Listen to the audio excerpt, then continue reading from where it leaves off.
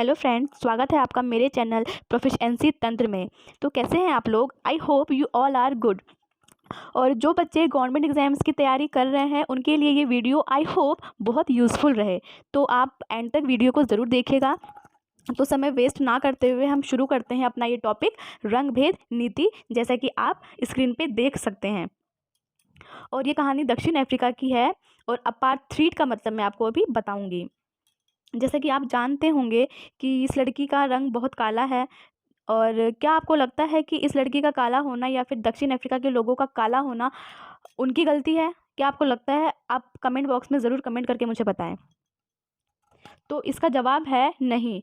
इनका काला होना एक भौगोलिक स्थिति है। और वैसे भी जो भी गर्म क्षेत्र होते हैं वहाँ पर 1948 में हो सके तो आप इसको नोट डाउन कर लीजिए, आपको काम आएगा आगे। 1948 के दक्षिण अफ्रीका में चुनाव हुए थे और वहाँ की नेशनल पार्टी ने जीत हासिल कर ली थी और वहाँ के प्रधानमंत्री डीएफ मलन बने। उन्होंने ही काले लोगों के खिलाफ भेदभाव का पूर्ण रवैया अपनाना जारी कर दिया और इन लोगों पर अलग निवास प्रणाली लागू कर दी इनके रंग के आधार पर। इसे ही रंग भेद नीति या अपार्थ्रीड कहते हैं, जिसका अफ्रीका में मतलब होता है अलगाव या पृथकता। ठीक है, तो मैंने आपको अब अपार्थ्रीड का मतलब बता दिया है, आप नोट डाउन कर लीजिएगा। चलिए आगे बढ़ते हैं। वहाँ की सरकार ने पीने का पानी, जैसे कि आप देख सकते हैं स्क्रीन पे, गोरे लोगों के लिए है। और ये एरिया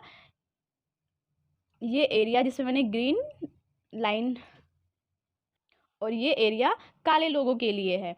तो आप समझ सकते हैं ये सार्वजनिक पानी, पीने का पानी है, जो कि आपने अपने देश में भी, भारत में भी देखा होगा, सार्वजनिक पीने का पानी जहाँ पे सब लोग पानी पीते हैं। मगर दक्षिण अफ्रीका में ऐसा नहीं था। सरकार ने गोरे लोगों के लिए अलग पानी की टंकी बनवा दी थी और काले लोगों के लिए भी अलग बनवा दी थी। जहाँ पे गोरे लोग होते थे वहाँ पर काले लोग नहीं आते थे और वो लोग एक दूसरे से बातचीत करने में भी कतराते थे। वो लोग एक दूसरे से बातचीत भी नहीं करते थे। यहाँ तक कि यहाँ पे देखिए लिखा हुआ है पब्लिक स्विमिंग पूल। ठीक है, यहाँ पे सिर्फ और सिर्फ गोरे लोग ही नहा सकते थे। ठीक है, और तो इनके साथ ये सब भेदभाव किए जाते थे। और तीसरा हम देखते हैं, आप ये तराजू देख रहे होंगे जिनमें ये काला एक खड़ा है और एक गोरा व्यक्ति खड़ा है। तो दक्षिण अफ्रीका में रहने वाले लोगों को डच कहा जाता था और जो श्वेत लोग होते थे, श्वेत नागरिकों की भाषा अफ्रीकांस थी। और दक्षिण अफ्रीका में कुल आबादी के 3/4 काले लोग थे और अर्थव्यवस्था उन्हीं के श्रम पे आधारित थी। लेकिन सारी सुविधाएं मुट्ठी भर गोरे श्रमिकों को ही मिलती थी। कम से कम 70% ज़मीन गोरों के कब्जे में थी। और आप यहाँ देख सकते हैं कि ये दोनों एक ही आदमी हैं, मगर एक काले और गोरे की वजह से जो गोरा है वो उनका भार ज़्यादा है। तो इससे आप समझ सकते हैं कि काले लोगों के साथ कितना गलत हुआ था। गोरे लोग होते थे वो लोग अलग जगह निवास करते थे और जो काले लोग होते थे वो लोग बस्तियों में रहते थे। तो आप सोच सकते हैं कि उनके साथ कितना भेदभाव होता था। और दक्षिण अफ्रीका को गोरों का शहर घोषित कर दिया गया था और जो काले लोग होते थे उन लोगों को बस्तियों में रखा जाता था। उनके पास सार्वजनिक सुविधाएं बहुत कम होती थी और जो गोरे लोग होते थे उनके पास ज़्यादा सार्वजनिक सुविधाएं होती थी, उपलब्ध होती थी। आप ये देख सकते हैं यहाँ के स्कूल, जो दक्षिण अफ्रीका के स्कूल हैं, यहाँ पे आप देख सकते हैं एक साइड में काले लोग बैठे हुए हैं, काले बच्चे बैठे हुए हैं और एक साइड में गोरे बच्चे बैठे हुए हैं। तो इनके साथ भी भेदभाव होता था। या जो दक्षिण अफ्रीका के लोग हैं उनको डच बोला जाता है और जो दक्षिण अफ्रीका की जो भाषा है, श्वेत नागरिकों की जो भाषा है, वो अफ्रीकांस होती थी। और कुछ बच्चे मगर वहाँ पे जुलू भाषा सीखना चाहते थे, मगर टीचर उन्हें वो भाषा नहीं सिखाते थे। तो आप ये भी देख सकते हैं, जैसे कि आपने हमारे अपने स्कूल में ही देखा होगा, हिंदी के अलावा हमारे स्कूल में पंजाबी, उर्दू, ये सारी भाषाएं भी उपलब्ध हैं। और जो मोमडन होते हैं वो उर्दू भाषा सीखते हैं, जो पंजाबी होते हैं वो पंजाबी भाषा सीखते हैं। मगर दक्षिण अफ्रीका में जो सारे बच्चों को अफ्रीकांस सीखने के लिए ही जोर डाला जा रहा था, क्योंकि ये इस कारण भी हो रहा था क्योंकि वहाँ पर लोकतांत्रिक शासन का अभाव था। चलिए आगे बढ़ते हैं। इन लोगों के स्कूल भी अलग अलग होते थे। काले लोगों के अलग स्कूल होते थे और गोरे लोगों के अलग स्कूल होते थे।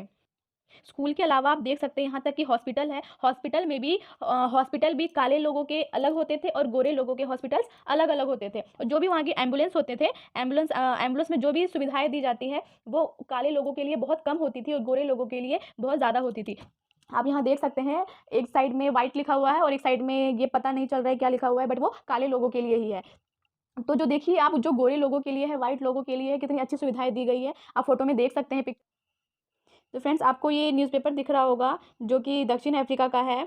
और देखिए यहाँ पे सबसे ऊपर 21 साल तक वर्ल्ड क्रिकेट से कटे रहने के बाद 1991 में आज ही खेला था अपना पहला अंतर्राष्ट्रीय मैच। तो दक्षिण अफ्रीका ने पहला अंतर्राष्ट्रीय मैच खेला था और 21 साल तक क्रिकेट टीम पर प्रतिबंध लगा दिया गया था। मगर तब तक दक्षिण अफ्रीका उस बिंदु तक विकसित हो गया था और उनकी टीम दुनिया में सबसे अच्छी टीम थी।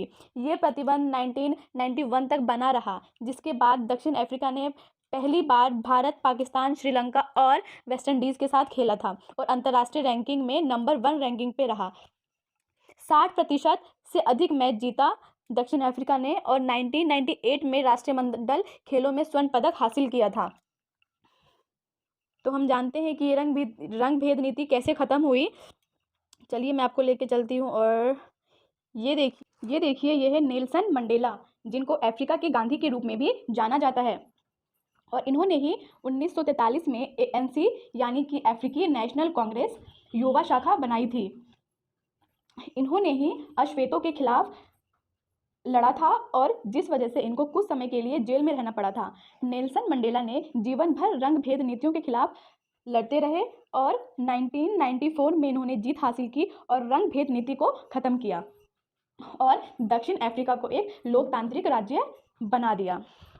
तो फ्रेंड्स, आशा करती हूँ मैं कि आपको ये वीडियो पसंद आया हो और इसको ज़्यादा से ज़्यादा लाइक करें, शेयर करें और सब्सक्राइब करें।